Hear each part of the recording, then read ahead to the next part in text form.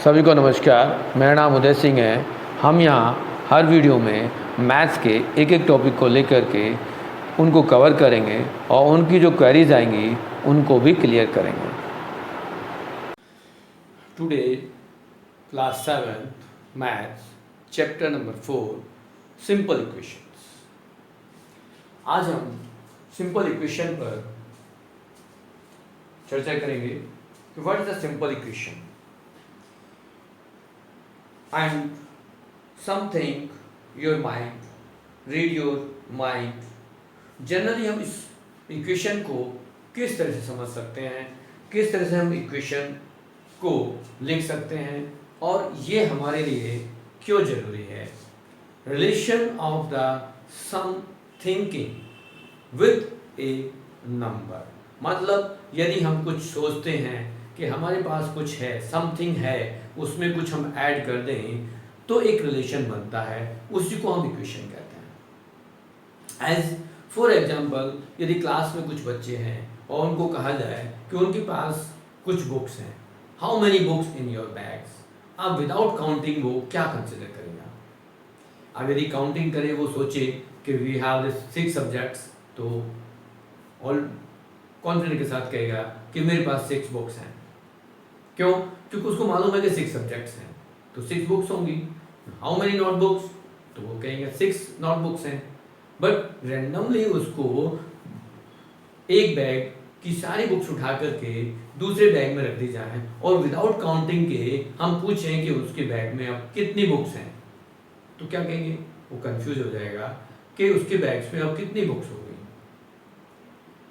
तो रैंडमली वो कह सकता है कि अब 5 है, 6 हैं, 10 हैं, 12 हैं, 11 हैं, मैनी वो कह सकता है। बट यदि हम उनको एक सिंबल वेरिएबल्स, अननोन वेरिएबल्स के फॉर्म में डिनोट कर दें तो हम उसको क्या कह सकते हैं? एक वेरिएबल कंसिडर कर सकते हैं कि वो हमारे पास x बुक्स हैं और x नोटबुक हैं।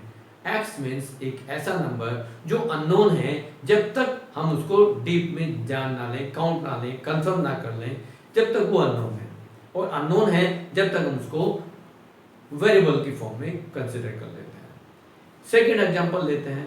यदि एक बच्चे को पूछा जाए कि आपकी एज आज कितने मंथ में हो गई है, कितने महीने हो गए हैं, how many month of your age, तो क्या करेगा? और वो कैलकुलेट करेगा कि अभी तो पहले ईयर्स को काउंट करेगा, फिर मंथ को काउंट करेगा।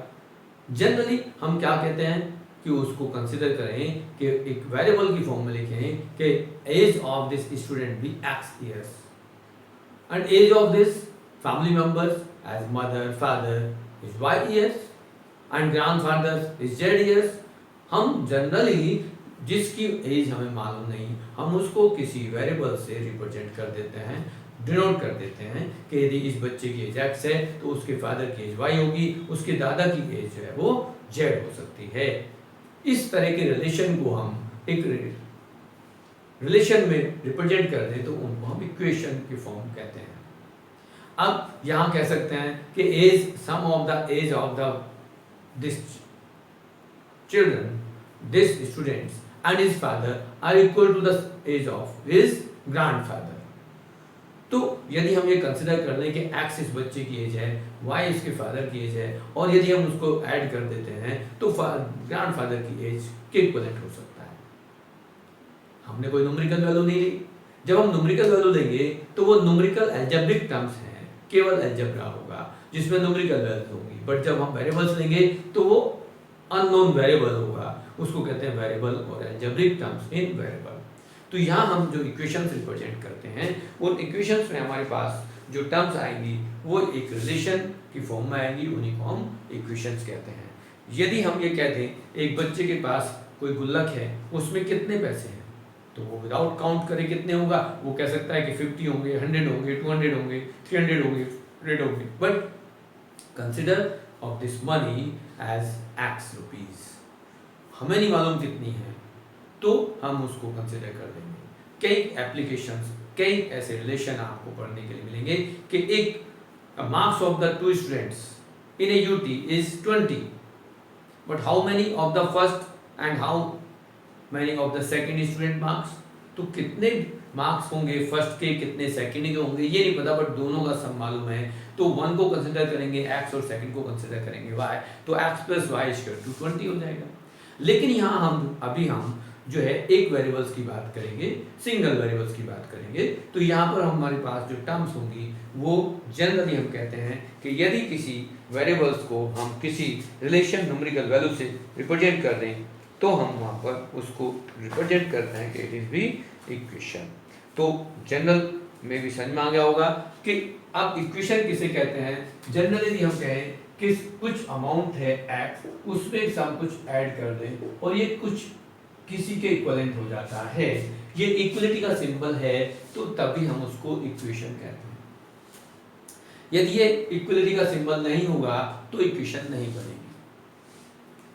इन केस यदि हम इसको 9 को इधर शिफ्ट कर दे तो 0 हो जाएगा, लेकिन ये सिंबल होना मैंडेटरी है, तभी उसको इक्वेशन कहेंगे। अब यहाँ पर बहुत सारे रिलेशन हमें मिलेंगे कि हम इक्वेशन को कैसे रिप्रेजेंट करेंगे, इक्वेशन को हम कैसे सॉल्व करेंगे, इक्वेशन हमारे पास जो होंगी वो किस तरह से करेंगे। जनरली हम बात करते हैं कि इक्वेशन को सॉल्व कैसे किया जाता है। इक्वेशन हमारे पास कुछ भी हो सकती हैं, उनको जनरली हम कुछ क्वेश्चंस लेके, एग्जांपल्स लेकर के डिस्कस करेंगे। इन केस यदि हमारे पास ये रिलेशन है तो हम इसको सॉल्व कैसे करें। हमने x की वैल्यू क्या लें और उसमें 4 ऐड करने के बाद 9 आएगा, तो कैसे रिवर्स फाइंड करेंगे। हम सोचें कि if one number added 4 and result be 9, तो हम सिंपल से कैलकुलेट करेंगे कि 5 में यदि 4 ऐड कर दें तो 9 आ जाएगा। बट यदि इसको और प्रोसेस से हम सॉल्व करें, ट्रायल करें, एरर मेथड से ट्राई करें, तो क्या होगा, you subtract 4 on both side. इस 4 को यहाँ से हम राइट साइड पर शिफ्ट कर दें तो यू कैन राइट x + 4 - 4 = 9 - 4। क्या किया हमने, सब्ट्रैक्ट 4 ऑन बोथ साइड में हमने 4 को सब्ट्रैक्ट कर दिया, तो यू गेट इज x 4 - 4 = 0। तो यहाँ तो हमारे पास लेफ्ट साइड में x रह जाएगा और राइट साइड में हो जाएगा 9 - 4 = 5। तो ये आपके पास आंसर आ गया। इस टाइप से आप इक्वेशन को सोल्व कर सकते हो। सेकंड भी एक मेथड है जिसको हमें कहा जाता है कि x + 4 = 9। तो हम इस 4 को यदि शिफ्ट कर दें राइट साइड में तो ये -4 होगा, और यदि x = 9 - 4 = 5 होगा। तो यहाँ भी हमारे पास x is 5 आ गया। अब कई बार आता है कि what is the solution of this, x की वैल्यूज क्या होगी, what is the value of x। तो यहाँ हम क्या ऐड करें, 4 में जो 9 आ जाए, तो आप बात कर सकते हो 4 + 5 = 9 होता है। डिफरेंट वैल्यूज को चेक किया जाएगा, क्या 1 + 4 9 हो सकता है, नहीं। 2 + 4 9 हो सकता है, नहीं। 3 + 4 9 हो सकता है, नहीं। 5 + 4 = 9 होता है। तो हमारा जो सही आंसर होगा वो 5 होगा। इस टाइप के बहुत सारे रिजल्ट्स हमें मिलेंगे और उनको हम सॉल्व करेंगे। इसको कई बार हमें इक्वेशन फॉर्म करनी होगी एप्लीकेशन के बेस पर, कई बार हमें क्वेश्चन करने होंगे। तो यदि हम देखें फर्स्ट एक्सरसाइज के कुछ क्वेश्चंस हैं, तो फर्स्ट एक्सरसाइज में जो क्वेश्चंस हैं उनको थोड़ा सा हम एक दो क्वेश्चन देते हैं और समझने की कोशिश करते हैं कि यहाँ हम उनको किस तरह से करेंगे। तो first question of this exercise 4.1 exercise को हम ले रहे हैं। तो वहाँ एक टेबल की फॉर्म में हमें दिया हुआ है। एज मैं आपको दिखाना चाहूँगा कि ये जो टेबल है हम इसको कैसे दिखाएंगे और कैसे हम इसको करेंगे। तो टेबल ये इस फॉर्म में है। अब हम फर्स्ट क्वेश्चन को लेके इसको करेंगे, 1 बाय 1 सारे क्वेश्चंस करेंगे, बट फिलहाल हम फर्स्ट क्वेश्चन को देखेंगे। तो उसमें क्या है कि complete the last column of this table. तो हम लेते हैं फर्स्ट कॉलम में हमें कहा गया है, फर्स्ट पार्ट है x + 3 = 0 एंड सेकंड कॉलम में लिखा है x = 3। तो उसने कहा से whether the equation is satisfy yes और नो। तो हमें यहाँ क्या लिखना है कि ये यस लिखना है या नो लिखना है। तो कैसे चेक करेंगे, तो पहले हम ये चेक करेंगे क्या x को 3 लेने पर ये 3 और ये 3 होने के बाद क्या 0 आता है। हम क्या चेक करेंगे, यहाँ क्या लें, अब इसका हल निकालें, सॉल्यूशन करेंगे। तो x + 3 में आप यहाँ 3 को क्या पुट करें, ये 3 पुट करके देखिए तो क्या आएगा, 3 + 3 = 6 होता है, बट नॉट इक्वल टू 0। यहाँ आपको 0 चाहिए और यहाँ क्या मिला आपको 6, इट इज नॉट सॉल्यूशन। तो यहाँ क्या लिखेंगे, नो। थर्ड कॉलम में नो आएगा। सेकंड पार्ट को देखते हैं। फिर उसने कहा है कि x + 3 = 0 और यहाँ x लिखा है 0। थर्ड कॉलम में क्या आएगा, यदि आप इसमें x को 0 पुट करते हैं, लेफ्ट हैंड साइड लेते हैं, x + 3 means 0 + 3 = 3 but not equal to 0, या फिर भी 0 नहीं आ रहा, तो यहाँ फिर क्या लिखेंगे, नो। अब हम लेते हैं नेक्स्ट में, थर्ड पार्ट में कंसीडर करें कि x = -3। इसी पार्ट के लिए ले रहे हैं कि x + 3 = 0 है, बट x = -3 लेंगे तो क्या होगा, तब आप इसमें लेफ्ट हैंड साइड लेंगे, यदि लेफ्ट हैंड साइड ले x + 3 और यहाँ 3 को पुट कर रहे हैं -3 + 3, तब आपके पास ये 0 आ गया, क्योंकि +3 और -3 = 0 होता है। तो यहाँ 0 आ गया और ये भी 0 चाहिए, तो यहाँ फिर आप लिखेंगे yes, it is satisfy of this value. तो इस प्रकार से आपके पास ये टेबल कंप्लीट हो जाएगी यदि आप ट्राई करेंगे। एक एक क्वेश्चन और ले लेते हैं ऐसा ही कि हमारे पास क्या ये सेकेंड यहाँ पार्ट से 9th पार्ट ले रहे हैं हम। 9th पार्ट में क्या है कि m/2 3 = 2 और 3 वैल्यूज दी गई हैं। एक बार दिया गया है कि m = -6, सेकेंड टाइम दिया है m = 0 और एक बार दिया गया m = +6। तो अब देखेंगे कि कौन सा वैल्यू इसमें यस नो हमें लिखनी है। थर्ड कॉलम में क्या लिखना है, यदि हम यहाँ पर m को -6 डालते हैं तो यहाँ माइनस लेफ्ट हैंड साइड लेते हैं, लेफ्ट हैंड साइड में हमारे पास है m/3। m/3 में यदि आप m को -6 पुट कर रहे हैं तो क्या मिल रहा है, -2। यहाँ तो 2 है तो यहाँ नहीं आया इक्वल, तो ये क्या लिखेंगे, नो।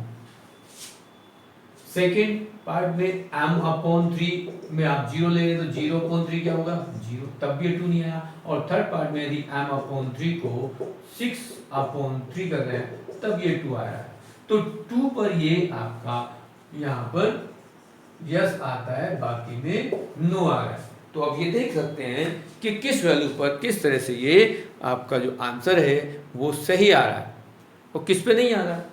तो यहाँ आप वेरीफाई कर चुके हो कि किस वैल्यूज पर आपका ये रिजल्ट सही आता है और किस पे नहीं आता। नेक्स्ट फिर सेकंड क्वेश्चन लेते हैं हम इसका ही। ये फर्स्ट क्वेश्चन हमने डिस्कस किया। सेकंड क्वेश्चन में यदि हम बात करेंगे तो उसने कहा check whether this is the solution और नॉट।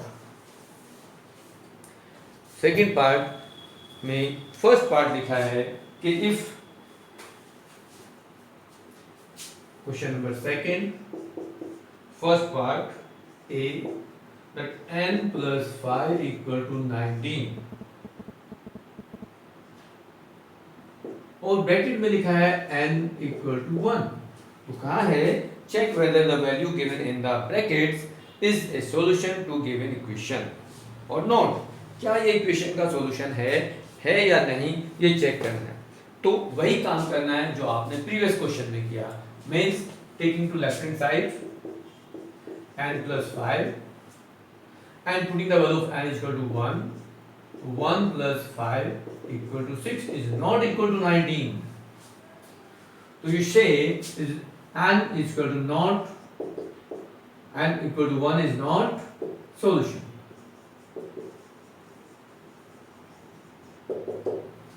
ये इसका सॉल्यूशन नहीं है। ऐसे ही नेक्स्ट क्वेश्चन एक और गिवन ले लेते हैं, सेकंड पार्ट ले लेते हैं। सारे क्वेश्चंस करना थोड़ा मुश्किल होगा। बी पार्ट लेते हैं और बी पार्ट में क्या है 7n + 5 = 19 then n = -2। आप इसको हम दूसरे मेथड से भी निकाल सकते हैं। हमने यहाँ वैल्यू पुट करके चेक किया।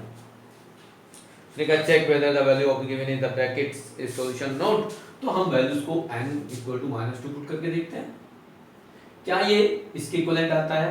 यदि इसके इक्विवेलेंट आएगा तो इसका सॉल्यूशन होगा, और नहीं आता तो नहीं होगा। तो आप देखेंगे क्या होगा। लेफ्ट हैंड साइड फिर लेते हैं, और लेफ्ट हैंड साइड 7n + 5 है, तो यहाँ 7 × -2 + 5 करेंगे तो ये आएगा -14 + 5 = -9, not equal to 19। It is also not solution, ये भी इसका सॉल्यूशन नहीं है। Also second question done. In case इस क्वेश्चन को हम सेकंड प्रोसेस से निकालें, सॉल्व करें, अगली एक्सरसाइज, अगला जो क्वेश्चन है उसमें हम चेक करेंगे इसी क्वेश्चन को यदि सॉल्व करना चाहे अदर मेथड, तो 7n + 5 = 19 एंड 7n 19 इस 5 को राइट में शिफ्ट करेंगे तो -5 होगा, क्योंकि जब हमारे पास टर्म्स पॉजिटिव है तो अपोजिट डायरेक्शन में जाने के बाद उसका विद साइन चेंज होगा। यदि पॉजिटिव है तो निगेटिव होगा, निगेटिव तो पॉजिटिव होगा। जनरली इसको एक और मेथड हम बताएंगे। तो you take shift of the 5 right hand side, then 7n = 14 and n = 14/7 divided by 7, तो you have n = 2, बट यहाँ आपको क्या गिवन है, n = -2, तो यहाँ हमारे पास आंसर है n = 2 और यहाँ गिवन है -2, तो ये दोनों डिफरेंट है, मतलब इसका सेटिस्फेक्शन नहीं होगा। यदि n = 2 से वो चेक करते तो ये इसका सेटिस्फाई हो जाता। थर्ड पार्ट में यही है, सी पार्ट में, कि यदि हम n को 2 लेते हैं तो वो सेटिस्फाई होता है कि नहीं होता। अब इसका एक सेकंड अदर मेथड भी हम लेते हैं। इसको किस मेथड से कर सकते हैं, एक मेथड ये हो गया, सेकंड मेथड ये हो गया, थर्ड मेथड हम देते हैं कि वी हैव दिस 7n + 5 = 19। अब ये n की वैल्यू फाइंड करनी है हमें। सॉल्यूशन ऑफ द इक्वेशन कहा जाए तो हम इस मेथड से करेंगे, वेरिफिकेशन कर रहे हैं तो इस तरह से करेंगे, सॉल्यूशन करेंगे तो इस तरह से करेंगे। अब यहाँ पर आपके पास इस दोनों में दो मेथड हम अप्लाई कर सकते हैं सॉल्यूशन निकालने के लिए। तो ये हमारे पास ये 5 को राइट साइड में शिफ्ट करना है। कैसे करेंगे, shifted 5 to right side, but एक प्रोसेस और है। हम ट्रायल करेंगे कि कुछ ये बैलेंस है, एक इक्वेशन बैलेंस है, एज जैसे एक पेंडुलम में दोनों पेंडुलम के पड़ले जो हैं वो बैलेंस होते हैं, सिमिलरली ये इक्वेशन भी बैलेंस है। तो क्या करेंगे, जो कुछ भी करेंगे इनमें बोथ साइड करेंगे। हम ऐड करें तो बोथ साइड, सब्ट्रैक्ट करें बोथ साइड, मल्टीप्लाई करें बोथ साइड, डिवाइड करें बोथ साइड, तो ये ऑलवेज बैलेंस रहेगी। तो सबसे पहले हम इस 5 को यहाँ से हटाना चाहते हैं तो क्या करेंगे, 5 सब्ट्रैक्ट बोथ साइड। तो हमें क्या करना है, 5 को बोथ साइड सब्ट्रैक्ट कर दो, 7n + 5 - 5 = 19 - 5। क्या किया समझ लीजिए एक बार, हमने 5 को सब्ट्रैक्ट कर दिया है बोथ साइड। तो यू हैव दिस 7n, ये 5 और -5 0 में कन्वर्ट हो गया, बट राइट साइड में क्या हुआ आपके पास, 19 - 5 = 14। Now divided by 7 on both side. ये 7 को यहाँ से हटाना है तो divided by 7 on both side, तो यू कैन राइट 7n/7 = 14/7। ये 7 कैंसिल हो गया और 7 से ये भी कैंसिल हो गया, तो n = 2 is the solution of this equation. इस टाइप से आप इक्वेशन का सॉल्यूशन भी फाइंड कर सकते हो। वेरीफाई करना, अब यहाँ हमारे पास सेकंड क्वेश्चन हो गया। अब हम थर्ड क्वेश्चन को लेते हैं। उसने कहा है solve the following equation by trial and error method. जो हमने ये मेथड अप्लाई किया उस मेथड से थर्ड क्वेश्चन को करना है। Question number 3 of this exercise. First, 5p plus 2 = 17. Question number 3, A part, 5p plus 2 = 17. आपको p की वैल्यू फाइंड करनी है। Find the value of p। ये कहते हैं solve the following equation by trial and error method. तो हमें क्या करना है, हमें p की वैल्यू निकालनी है, p की वैल्यू फाइंड करनी है। क्या करेंगे, यहाँ से 2 को शिफ्ट करो राइट साइड में। 2 को राइट साइड में शिफ्ट करेंगे तो क्या करेंगे, we can subtract 2 on both side as this. हमने क्या किया है, 2 माइनस 2 कर दिया, मैंने सब्ट्रैक्ट 2 लेफ्ट साइड भी और 2 सब्ट्रैक्ट राइट साइड भी, दोनों साइड में हमने 2 को माइनस कर दिया. Now we have 5p equal to, because here 2 and 2 minus 2 is 0 हो गया, then यहाँ राइट साइड में 17 minus 2 is 15 होगा. Now we have 5p equal to 15, now divided by 5 on both sides, so you can write 5p divided by 5 equal to 15 by 5, and 5 3 जा 15 और 5 से 5 cancel होने के बाद आ गया p equal to 3. अब ये इसको आप चेक कर सकते हो, यदि चेक करोगे तो क्या करोगे, टेकिंग लेफ्ट हैंड साइड, तो लेफ्ट हैंड साइड में आपके पास जो पार्ट्स है वो है 5p plus 2. आप p की वैल्यू जो हमने फाइंड की है उसको p को रिप्लेस कर दो. यदि आपके पास राइट हैंड साइड आती है तो ये आपका वेरिफिकेशन हो गया, it is the right hand side. और राइट हैंड साइड आ गई आपकी कौन सी साइड लेके, लेफ्ट हैंड साइड लेकर के. तो you say check your answer is correct.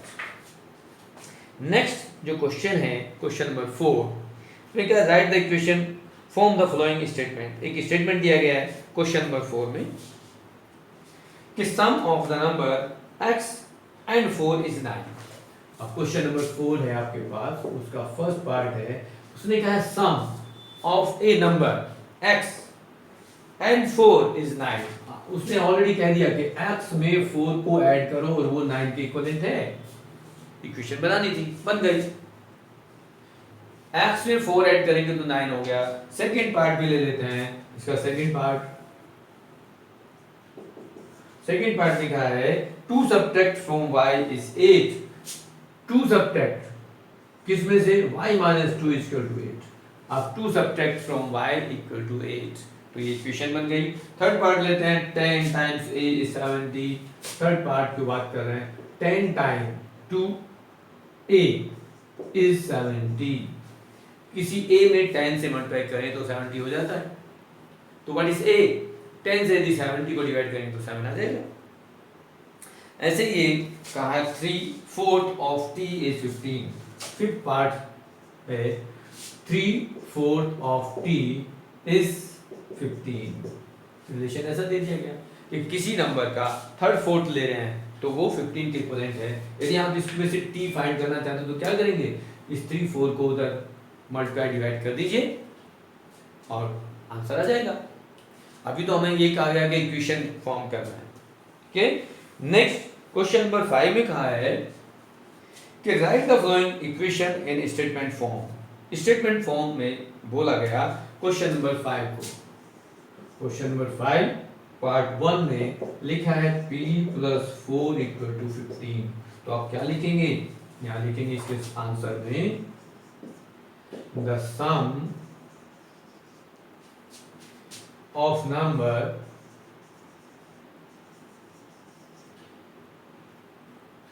p and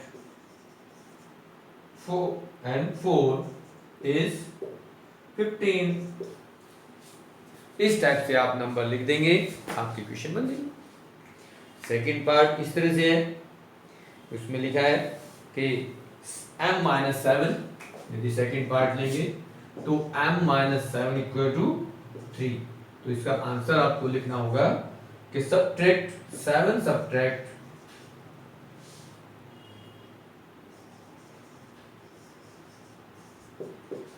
subtracted from m is 3. इस टाइप से आप लिखेंगे, आपके पास स्टेटमेंट में कन्वर्ट हो गया. स्टेटमेंट को इक्वेशन में और इक्वेशन को स्टेटमेंट में कन्वर्ट करना सिंपल सी बात है, उसी को हमें लिख देना है. इस टाइप से आपके पास इस एक्सरसाइज का जो 5th क्वेश्चन है उसमें भी कहा है कि आप इसको इक्वेशन की फॉर्म में डेवलप करें. Set up the equation of the following cases. तो फर्स्ट पार्ट हम ले रहे हैं क्वेश्चन नंबर 6 का.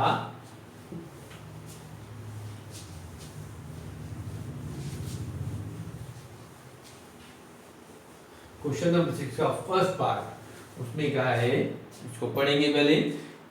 The Irfan says that he has 7 marbles more than 5 times the marble permit has Irfan has 37 marbles. अब देखो उसने इंफॉर्मेशन दे दी कि किसी के पास मार्बल्स कितने हैं, सेकंड के पास कितने हैं। अब उनका एक जो है रिलेशन दे दिया गया। Irfan says that the he has 7 marble more than 5 times the marble of Parmit. अब हम कंसिडर करेंगे कि परमित के पास जो मार्बल्स हैं वो एक्स हैं, वाई हैं, जेड हैं, कुछ भी ले लें। फिर उसके बाद रिलेशन दिखाएंगे कि यहाँ पर जो क्वेश्चन नंबर 6 है उसका जो फर्स्ट पार्ट है उसमें क्या है कि यदि हम कंसिडर कर लें कि परमित के पास m मार्बल्स है, फिर उसने क्या 5 टाइम्स है तो इसको 5 से मल्टीप्लाई कर देंगे और फिर 7 मोर भी हैं। Irfan says that he has 7 marbles more than 5 times the marbles Permit has। Irfan है 37 मार्बल्स और इरफान के पास 37 है, तो इसका जो रिजल्ट है वो 37 है। इरफान ने कहा मेरे पास मार्बल 37 है, बट कंडीशन भी है कि 7 more to 5 times of the marbles of Parmit. इस तरह से क्वेश्चन बन गए। सेकंड पार्ट देखेंगे, उसकी क्वेश्चन बनाने जाएंगे तो उसने कहा लक्ष्मी's father is 49 years old, he is 4 years older than 3 times Lakshmi's age. अब उसने कहा है लक्ष्मी's की एज के 3 टाइम्स से भी 4 इयर्स और अधिक है, तो कंसिडर करेंगे let the age of the Lakshmi is x years. यदि x इयर्स हम लक्ष्मी की एज कंसिडर करते हैं तो लक्ष्मी की एज का कितना टाइम है 3 टाइम्स है, तो हम 3 से मल्टीप्लाई करेंगे और how many old 4 years old है। और उसने कहा है कि लक्ष्मी जी के फादर है उनकी एज 49 है। आपके पास इक्वेशन बन गई। नेक्स्ट एक एप्लीकेशन फिर क्या है, the teacher tells the class that of the highest marks obtained by the students in her class is twice the lowest marks plus 7। the highest marks is 87। अब किसी बच्चे ने हाईएस्ट मार्क्स गेन किए 87, but जो lowest थे उसमें condition दी कि वो 7 मोर हैं, बट जिसके मार्क्स लोवेस्ट हैं उसके डबल से 7 मोर हैं। यदि हम ये कंसीडर कर लें कि m मार्क्स उसने गेन किए लोवेस्ट वाले ने, जो लोवेस्ट मार्क्स थे वो m थे, उसको 2 से मल्टीप्लाई किया और 7 मार्क्स और यदि ऐड कर दें तो 87 होते हैं। हाईएस्ट मार्क्स 87 है, मिनिमम m है। तो हम यहाँ से इसको सॉल्व करेंगे तो मिनिमम मार्क्स भी हमें पता चल जाएंगे। इस टाइप से हमारे पास इस एक्सरसाइज के ऑल क्वेश्चंस आप ट्राई कर सकते हो। यदि आप ये कहा जाए कि find the value of m f m already, तो इसको कर सकते हैं। एक मैं छोटा सा पार्ट्स लेता हूँ और लास्ट के क्वेश्चन को सॉल्व करके दिखाता हूँ कि मिनिमम मार्क्स कितने होंगे। तो यहाँ कहा है कि maximum marks is 87 and minimum marks is m, so you can solve this 2m plus 7 minus 7 is equal to 87 minus 7। subtract 7 on both side, हमने both side 7 को माइनस कर दिया, तो you can change 7 minus 7 is and 2m equal to 87 minus 7 is 80 and m equal to 80। और यहाँ 2 से हम divide करेंगे both side, तो इस टाइप से लिखेंगे और ये आएगा आपके पास minimum marks of student is 40। तो यहाँ पर हमारे पास जो मिनिमम मार्क्स हैं वो 40 होंगे और मैक्सिमम मार्क्स है वो 87 है। तो ये आप कंप्लीट करेंगे इस टाइप से इस एक्सरसाइज को, और it is the first exercise of this chapter.